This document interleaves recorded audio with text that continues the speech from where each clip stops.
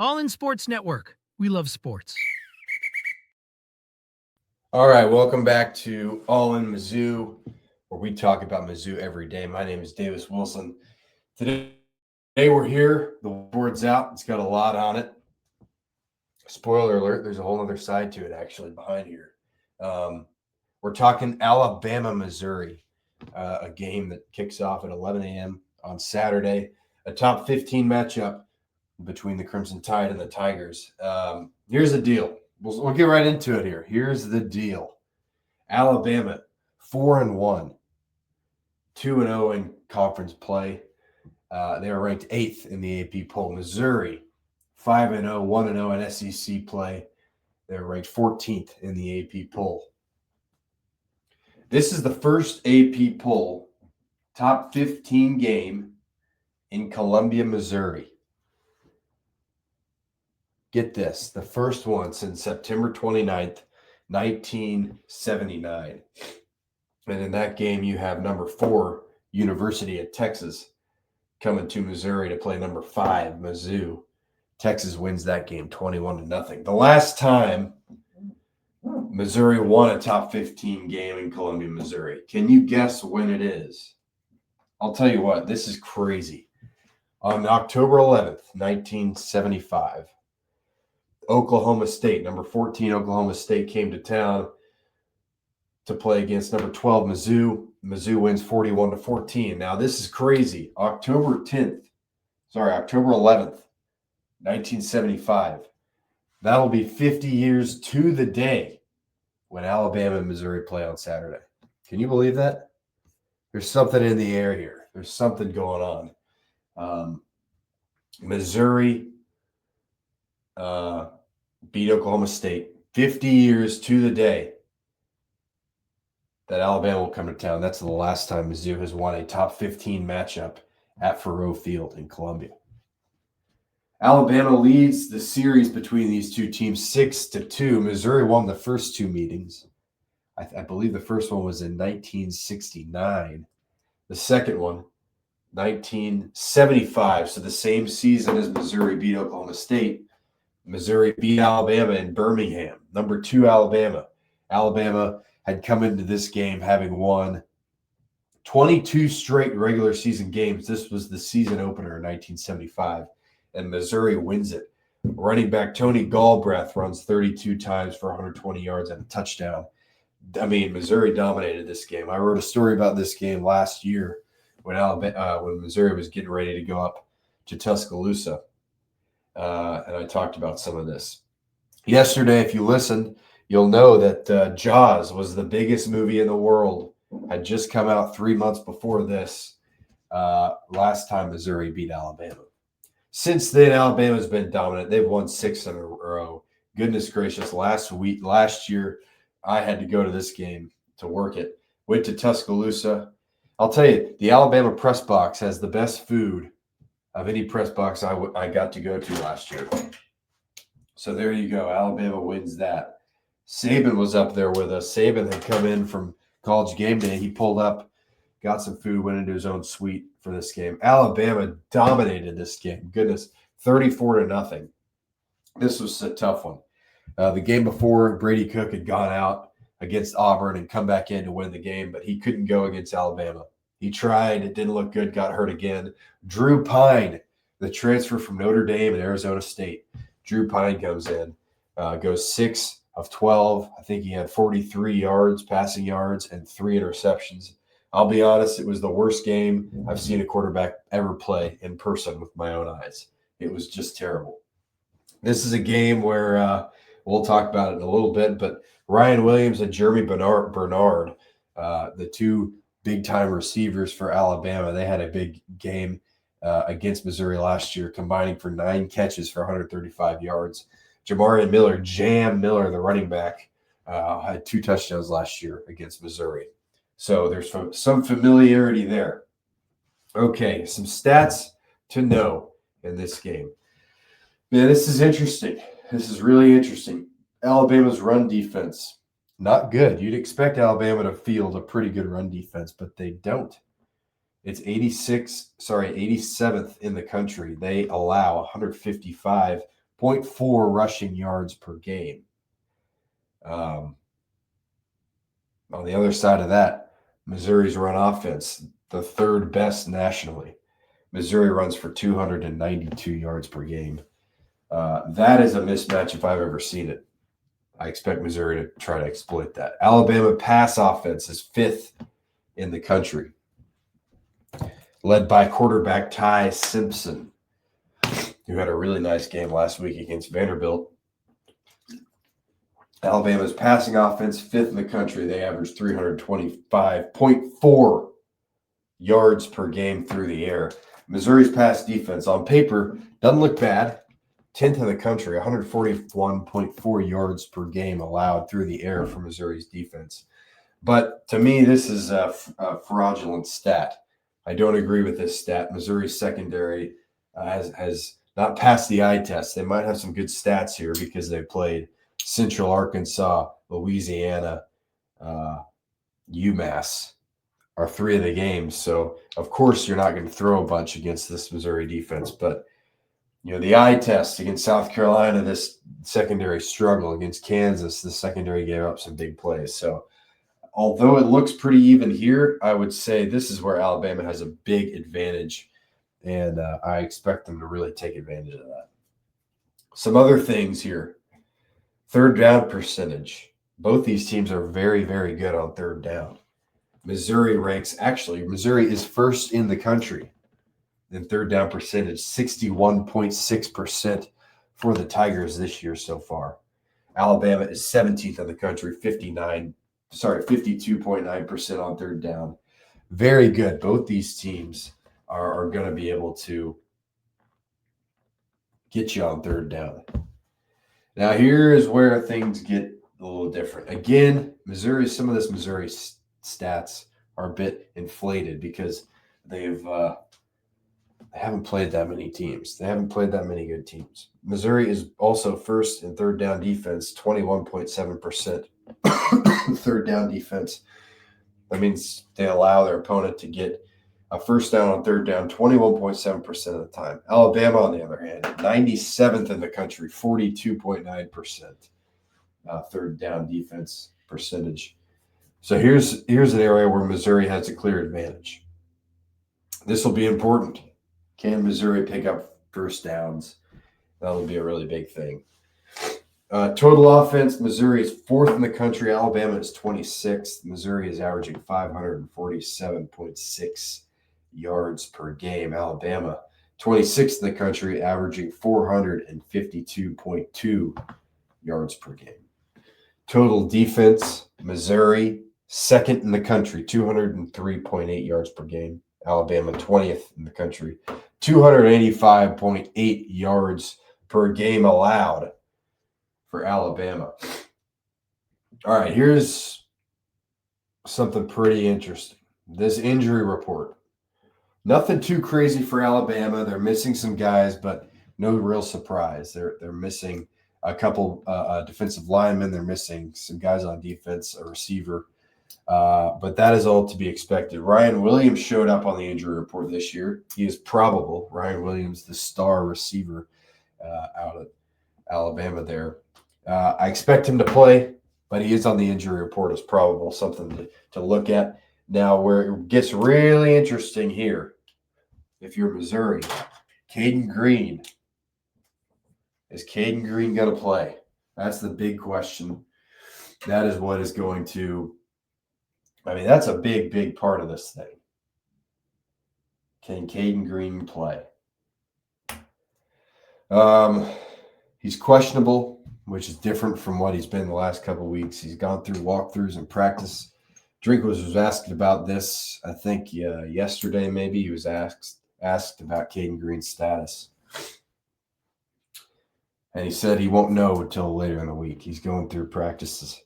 But we'll see. That'll be a really big deal. If Caden Green can go, man, that's a big, big deal for this Missouri offense. So we'll keep our eye on that. I expect to get updates today and tomorrow heading up into this game on Saturday morning. All right, strength of schedule. This is where all these stats, you kind of get it put into perspective what these stats mean. Missouri's strength of schedule so far is 108th. Not difficult is what that means. Easy. The best team they played, probably Kansas. And I'm not sure how great Kansas is. South Carolina was supposed to be real good, but they're not. Everybody else Missouri's played has been not good. Alabama, however, third toughest strength of schedule so far. That is definitely something to look at here as Missouri and Alabama play. It puts these stats into perspective. Well, the big question here is, can Missouri do it? Can Missouri beat Alabama? Can Missouri win a top 15 game at home for the first time in a long time? In 50 years on the dot, exactly. Exactly 50 years on the dot is the last time Missouri did it. Their head coach at the time, Al Onofrio, I think that's how you say it. This guy coached at Missouri for 7 seasons, was pretty decent, played at Arizona State in the 40s. Also served in World War II, I found out. He was a gunnery and a executive officer, and was actually involved in the storming of Normandy, the beaches. So some history there for you if you like history. There you go. All right, let's get over here. Excuse me. To Alabama. Let's take a look at Alabama here. All right. Week 1, Alabama loses to Florida State. At the time, this loss looks really bad. Florida State was 2-10 last year. They got probably the most pressure. Coach Mike Norvell probably has the most pressure of any team of any coach in the country heading into the season. They go to Florida State and lose to Florida State. And everybody's wondering, man, is Kalen DeBoer the answer for Alabama? How long is he going to last? Well, guess what? DeBoer turned around and beat Wisconsin by a lot, beat Georgia, beat Vanderbilt. And now Alabama sits at 4-1, number 8 in the country. Kalen DeBoer, this is his second year at Alabama. Last year, got a win over Georgia. That was the big win. But overall, pretty underwhelming for Alabama fans. Before that, he was at Washington for 2 years. Before that, he was at Fresno State for 2 years. So if the pattern continues, he'll have a new team next year. He'll be coaching a new team. I don't think that'll happen, but it's at least worth noting if you're looking at the patterns. Excuse me. Still a little bit under the weather. Feeling much better today, but I need some water in me. All right. Ty Simpson, quarterback for Alabama. This guy is playing really well. Better than any quarterback in the SEC, in my opinion, outside of maybe Taylor Green. That might be it, though. Ty Simpson, 15th in passing yards in the country. I believe he's first in the SEC. 1,478 yards, 13 touchdowns, 1 interception. He's also 18th in the country in completion percentage, 70.3%. And those 3 big wins I just talked about versus Wisconsin, Georgia, and Vanderbilt. Ty Simpson was great against Wisconsin. He was 24 of 29 for 382 yards and 4 touchdowns. Against Georgia a couple weeks ago, big win there. I think it was in Georgia. Is that right? 24 of 38, 276 yards and 2 touchdowns. Yeah, it was in Georgia, if I'm remembering correctly. And then last week against Vanderbilt, good grief, what a game. 23 of 31 for 340 yards, 2 touchdowns, and his first interception of the year came against Vanderbilt last week. Part of what makes Alabama's passing attack so good is Ty Simpson. The other part is this receiving core they have. Maybe the best in the country, probably the best in the SEC. Ryan Williams, the true sophomore. This guy was born in 2007. Bet that makes you feel really old. Jeremy Bernard, the other guy for Alabama. Both these guys are having good years. Ryan Williams has 21 catches, 336 yards, and 3 touchdowns. He struggled a little bit with the drops. If you've watched these big Alabama games, you've seen him drop a couple. But he's excellent after the catch. He's very dangerous. You always want to have eyes on him at all times. This is going to be the biggest challenge for Missouri secondary.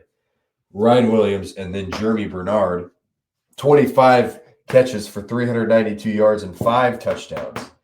He's been their best receiver. Last year, like I said, They combined for 135 yards against Missouri in the shutout win in Tuscaloosa. Alabama finally got its running offense going last week. They'd struggled a little bit throughout the season, but finally against Vanderbilt, they break out Jamarian Miller, 22 carries for 136 yards and a touchdown against Vanderbilt. Missouri's run defense is very good. Very good. One of the best in the country. So I expect them to be able to handle Jamarian Miller, but who knows? Maybe they found a groove and it's going to make it difficult for Missouri this year. I don't know. The offensive line over there in Alabama, pretty good. 10th in pass blocking grade, 79.6 according to PFF. Run blocking, they're a little bit lower than that, but still a very good unit. They've got a couple big bodies there in the on that offensive line. You have Cam Dewberry, 6'4", 332 pounds. Goodness gracious. He's allowed 4 pressures on 137 opportunities. So a very good pressure percentage there. And then left tackle Caden Proctor. Some of you might remember Caden Proctor because this is how I remember him, at least, because he has transferred back and forth from Alabama a couple times. I think he started at Alabama, transferred to Iowa. I think he's from Iowa, maybe. Started at Alabama, transfers to Iowa, comes right back to Alabama. Now he's their starting left tackle. He's 6'7", 366 pounds. Sorry.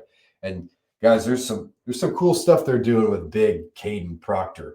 They have a package for him where he gets the ball, where he runs the ball. It's called the Crispy Package because this guy likes Krispy Kreme donuts. So do I, actually. So maybe they should call me Crispy too. But the Crispy Package, they give Caden Proctor the ball. He's done it in both the last 2 games for Alabama where he runs the ball. And golly, he's tough to bring down. That's something to watch for. Something to watch for here in this game, the Crispy Package. Big boy Caden Proctor, is he going to get the ball? I don't know. He might. Defensively, Alabama, not very good in the run defense category. We know that. But they've got some guys up there on the defensive line and the front 7 that you should know. Justin Jefferson, not the best wide receiver in the NFL, Justin Jefferson.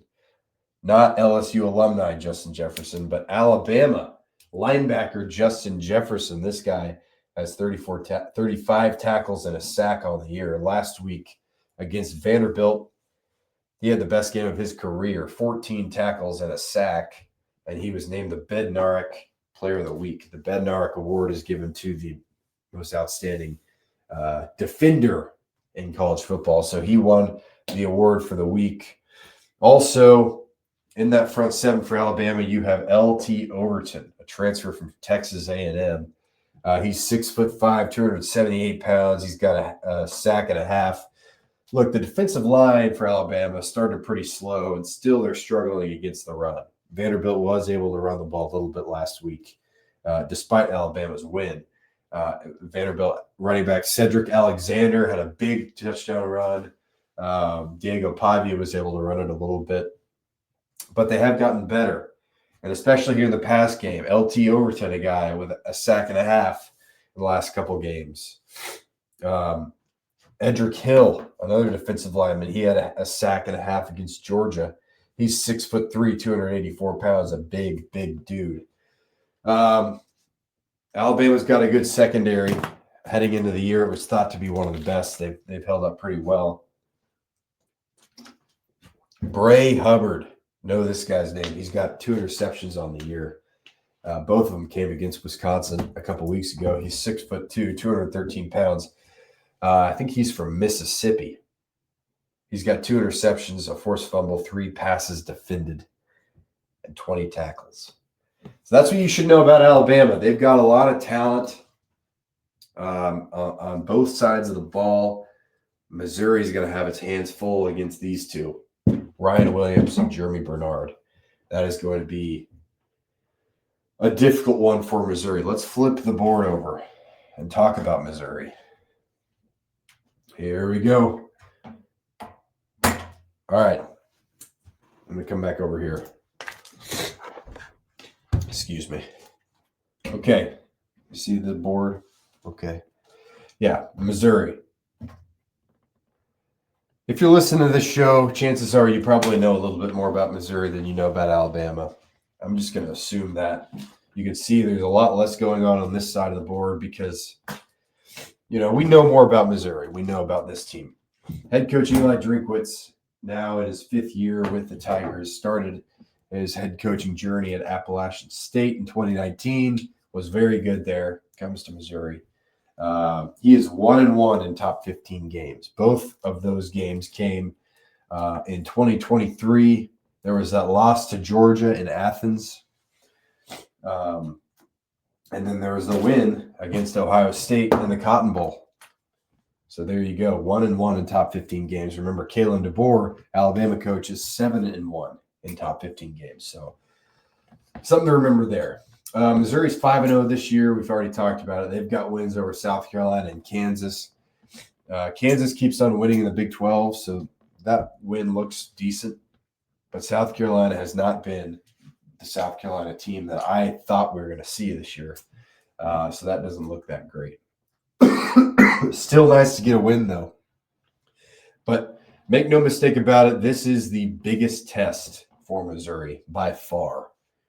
This is one of the biggest games, I think, in terms of the program.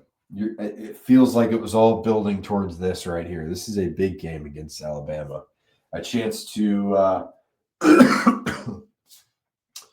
really get one of your best wins in the Drinkwitz era. This would be a very big one. Quarterback Bo Prabula. Everybody here knows about Bo Prabula. I like him. The transfer from Penn State. And you know that this guy's good when you have Penn State fans who are talking about maybe we should have kept Bo Prabula instead of Drew Aller. Drew Aller was supposed to be one of the first quarterbacks taken in the draft this year, but Penn State now has lost 2 in a row. One of them an overtime loss to Oregon. The other one, good grief, a terrible loss to previously winless UCLA. Drew Aller, not looking great. Bo Prabula looks better than him, although Prabula has thrown interceptions in the last 3 games. But his stats on the year, 1,203 throwing yards, 9 passing touchdowns, 3 interceptions. The guy can run too. This is what he did at Penn State. He was their kind of running package. 145 rushing yards, 3 rushing touchdowns for Bo on the year. Speaking of these transfers, man, the transfers on both sides of the ball for Missouri have been game changers, but I'm talking about the ones on offense specifically. Ahmad Hardy, the best running back in the country by stats, by the eye test, by just about everything. Transfer from University of Louisiana Monroe. He's got 730 rush yards and 9 touchdowns. 730 rush yards leads the country, by the way, and he didn't play last week. He's on a bye. Kevin Coleman Jr. from Mississippi State, Missouri's leading receiver, 386 yards and a touchdown. He has a lot of receptions. The connection between Bo and Kevin is a pretty good one. And you got your right tackle, Keegan Trost.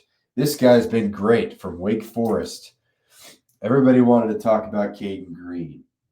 Caden Green, the big-time left tackle. He's been great. He's been better than advertised. But on the other side of the line, you got another really good right tackle in Keegan Trost, who has been great in the run game, great in the pass game. He's been one of the best tackles in the SEC. With a healthy Green and Keegan Trost, that might be your best tackle duo in the conference. I don't know. Left guard, Dominic Giudice from Michigan. Another guy who has kind of stormed onto the scene here. He's been great, man. Really, he has been good. He's been great in the run game. He's just been very solid all year long. Like I talked about, there are some question marks here on the offensive line heading into this game. Will Caden Green play? Caden Green suffered an injury a couple weeks ago in practice. Isn't thought to be serious, but he did miss the South Carolina game. He did miss the UMass game. Javen Richardson is his replacement. Richardson was excellent against South Carolina. One of the best players on Missouri's team against South Carolina by a lot of metrics and grades, PFF, everything said he played very well against South Carolina, which has a pretty good player on that defensive line over there named Dylan Stewart. So they handled it well there. But against UMass, a UMass defense that had been terrible all year, UMass's defensive line had some success against Richardson. He was really, really bad in the pass block game there against UMass, surprisingly. So I don't know what we're going to get. If we're going to see Javen Richardson, it will be a test for him. Obviously, you would prefer a healthy Caden Green, but this guy's proved that he can hold his own against SEC competition. So we'll see there. Offensive coordinator Kirby Moore, he's been in the news this week. First of all, he's done a great job all season long. I think this is his most impressive season so far of calling plays. The play calling variety looks very good. The stats back it up. He's been really good. The best they've looked, I guess, for sure since 2023. 2024, the offense looked a little bit weird at times, but this year they've got it figured out. He's been in the news because reports say that Arkansas, our battle line rivalry companions, Arkansas interviewed Kirby Moore this week over the phone to become their next head coach. And while these talks are preliminary and I don't really expect this to happen, it is interesting, right? Kirby Moore interviewing for an SEC head coach job the week of a big game here. Will be interesting, I don't think that would be a great hire for Arkansas. I think it would be an awesome opportunity for Kirby Moore, although personally I wouldn't want to see that. I don't want to have to play against Kirby Moore. I'd rather him leave the conference and go be a good head coach somewhere else. But it does seem to me like this is going to be his last year here at Missouri calling plays. I think that because if you're getting interviewed by Arkansas, you're going to get interviewed by some other smaller schools. So we'll see how he looks this week. He's looked really good all year, but maybe he was a little bit distracted this week. I don't know. All right, let's move over to the defense here for Missouri. You've got two edge rushers. I think that's the best edge rushing duo in the country. Damon Wilson Jr. and Zion Young. The two of those guys are ranked second and third nationally in pressure rate. Pressure rate basically is how often do you record a pressure, and a pressure can be a quarterback hit, hurry, sack, pressure. How often you record a pressure in passing downs. And Damon Wilson Jr. and Zion Young are number 2 and 3. Damon Wilson Jr., a transfer from Georgia. Zion Young was here last year, but he came in from Michigan State. So like I said, Drinkwitz has built this team on the transfer portal. Linebackers, this is a really great group of linebackers here.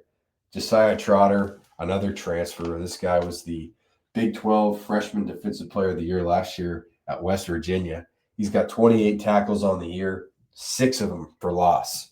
This guy flies around. He's always in the backfield. He's been a huge part of Missouri's success against the run.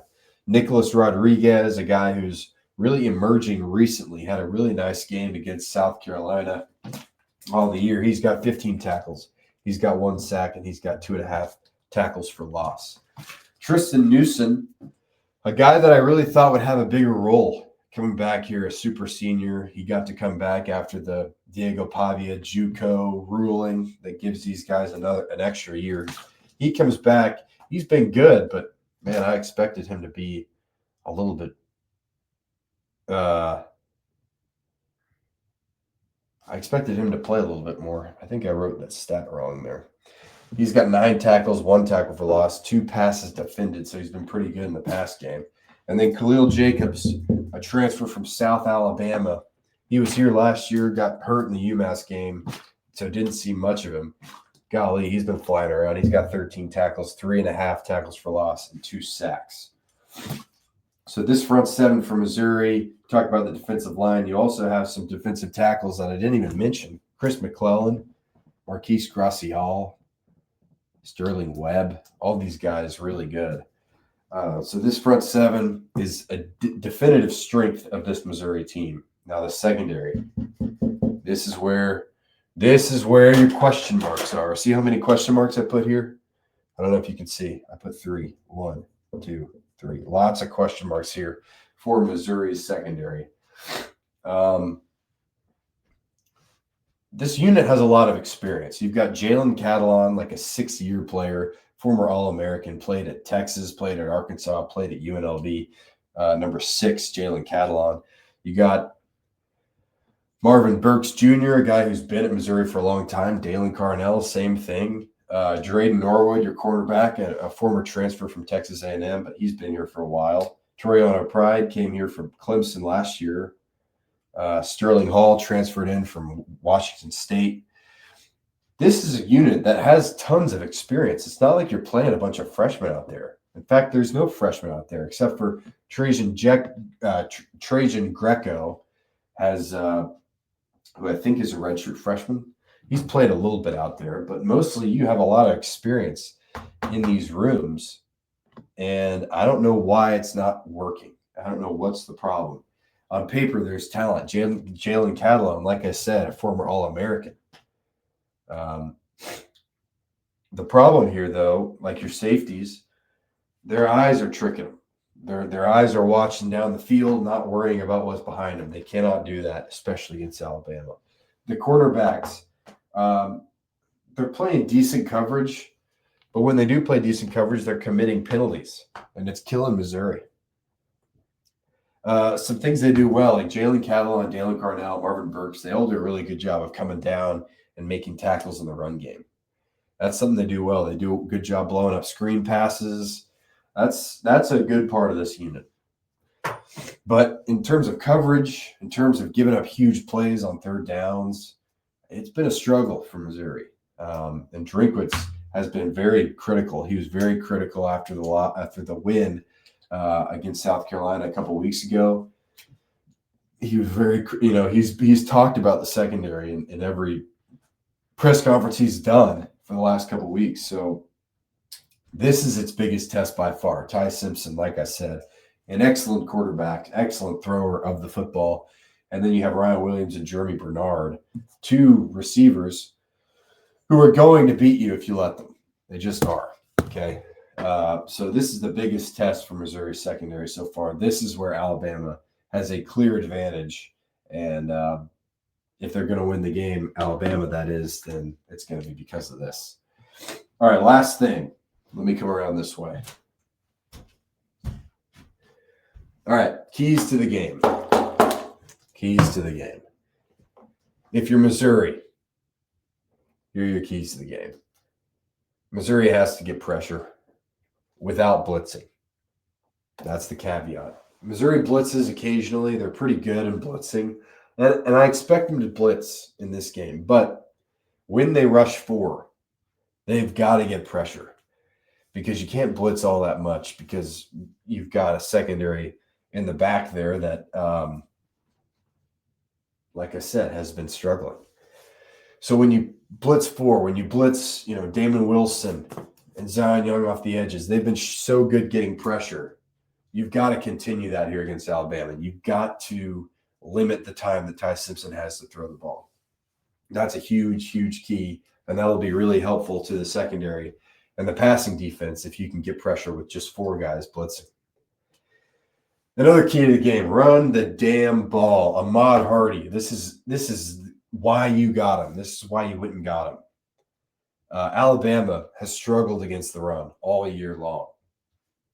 Give Ahmad Hardy the ball. Give Jamal Roberts the ball. Let them run. Make them load up the box to stop Hardy.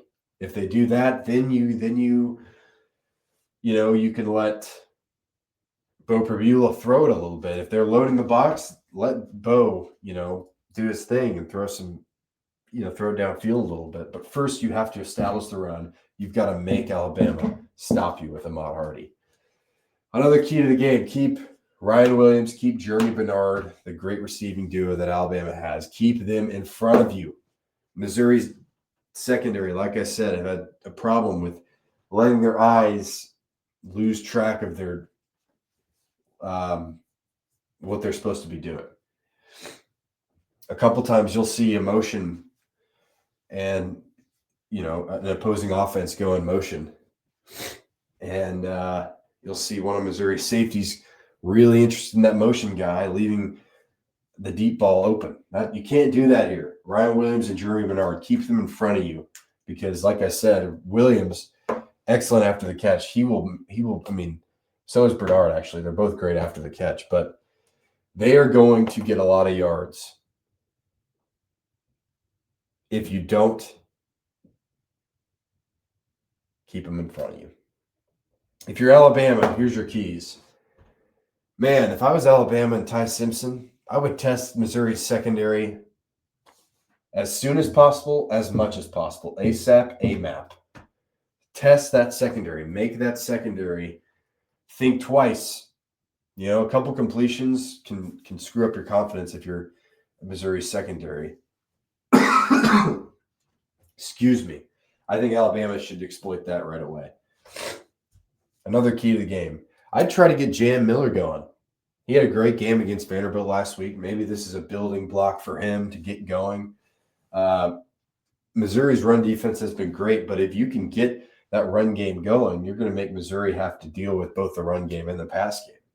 If Jam can't get going, Missouri can pretty much just focus on the pass game. And if I'm Alabama, I'd like Missouri to have to deal with a couple different things. Thirdly, if you're Alabama, you have to stop Ahmad Hardy. And it's so hard. But this is, you've not been good in the run defense so far this year. This is the best guy you're playing. This is one of the best offensive lines in terms of run blocking that you've played all year. You've got to do everything you can to stop him, or Missouri's offense is going to move down the field. I would say make Bo Prabula beat you. Load up the box. Make Bo make plays. I personally believe that Bo is capable of making plays, but when you take Ahmad Hardy out, it makes it a lot tougher. So there you go. Those are my keys to the game. I was thinking about doing a prediction, but I really don't know. I think there's a couple ways this game could go. I actually think that Missouri has a pretty good chance to win this game. I think it's going to be because of Ahmad Hardy if they do. I'm not sure what my prediction will be. Maybe I'll give my prediction tomorrow when I do a Mizzou temperature check with someone, but this is what you're looking at. Actually, whatever. I'll give you a prediction. I think Missouri's going to win, especially if Caden Green plays. That'll help them a lot. I think Missouri wins this one 27-24. There you go. I think it's a close game. I think Missouri might have to come back in the fourth quarter. Maybe they're down by 4 and they go on a big drive. Ahmad Hardy runs all over the place, a long drive, scoring a touchdown to go up by 3. I don't know. I think Missouri can win this game, though. I definitely think Alabama can win this game. But I expect Columbia to be rocking. This is, hopefully Missouri remembers what happened last year. They got shut out in Tuscaloosa last year. Alabama's defensive coordinator, Shane Womack, put in the starters in garbage time to make sure that it remained a shutout. That's a crazy move to pull in an SEC game against a team that has a quarterback who's hurt. The backup quarterback's no good. And you put your first team back in on defense as time expires to make sure that the shutout remains. I think they've got some bulletin board material here from last year. And I think this is a big opportunity to get a big win. I think they're definitely capable. And I think Ahmad Hardy, I'd be worried about him if I was Alabama. There you go. Those are my predictions, my keys to the game, everything. That's all I have today. Tomorrow, here, I'll come get my face in here. Tomorrow I'll be back probably to do a temperature check with somebody. I'll have somebody on to talk Missouri football. Sorry, my voice is still a little bit messed up. I'm still a little bit under the weather. Feel better today, though. This is big, man. What a big game coming up. I'm excited. 11 a.m. on Saturday. Come back tomorrow. We'll talk a little bit more Mizzou, and then it'll be game time. All right, everybody, enjoy your Thursday. Have a great weekend. Come back tomorrow, like I said. MIZ. All in Sports Network. We love sports.